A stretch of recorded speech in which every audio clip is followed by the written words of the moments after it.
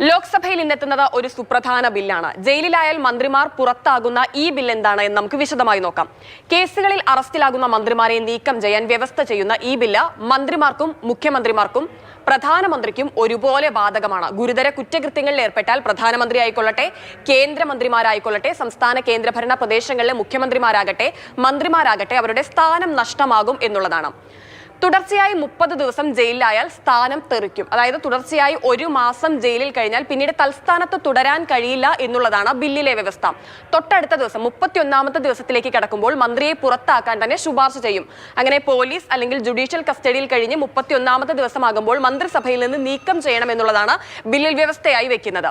ഗവർണർക്ക് ശുപാർശ നൽകേണ്ടത് പ്രധാനമന്ത്രി അല്ലെങ്കിൽ മുഖ്യമന്ത്രിയാണ്. കുറ്റം ചെയ്ത വ്യക്തിയെ നീക്കാൻ ഗവർണർക്ക് ശുപാർശ നൽകേണ്ടത് പ്രധാനമന്ത്രിയോ അല്ലെങ്കിൽ മുഖ്യമന്ത്രിയോ ആണ്. അത്തരത്തിൽ ശുപാർശ ചെയ്തില്ലെങ്കിലും ഇനി സ്ഥാനം തെറിക്കും എന്നുകൂടി ഈ വ്യവസ്ഥയിൽ പറയുന്നുണ്ട്. അതോടൊപ്പം തന്നെയുള്ള ഒരു കാര്യം, കസ്റ്റഡിയിൽ നിന്ന് മോചിപ്പിക്കപ്പെട്ടാൽ ഇവരെ പിന്നീട് തൽസ്ഥാനത്തേക്ക് രാഷ്ട്രപതിക്കോ ഗവർണർക്കോ തന്നെ വീണ്ടും നിയമിക്കുന്നതിന് തടസ്സവുമില്ല എന്നുള്ളതാണ്.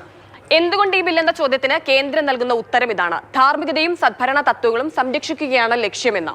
അതായത് ഗുരുതര ക്രിമിനൽ കുറ്റാരോപണങ്ങളൊക്കെ നേരിട്ട ഒരു മന്ത്രി ഭരണഘടനാപരമായ ധാർമ്മികതയ്ക്ക് തുരങ്കം വച്ചേക്കാം എന്നുള്ളതാണ് വാദം. പക്ഷേ അതേസമയം തന്നെ കേന്ദ്ര ഏജൻസികളൊക്കെ ഉപയോഗിച്ച് പ്രതിപക്ഷ പാർട്ടിയിലെ നേതാക്കളെ വേട്ടയാടുന്ന സമീപനം ഇവിടെയും ഉണ്ടാകുമോ എന്നുള്ളതാണ് ഇതിലെ ഏറ്റവും വലിയ ആശങ്ക. ആ നീചതന്ത്രം കേന്ദ്രം ഉപയോഗിക്കുന്നു എന്നതാണ് പ്രതിപക്ഷം ഉയർത്തുന്ന കാര്യവും.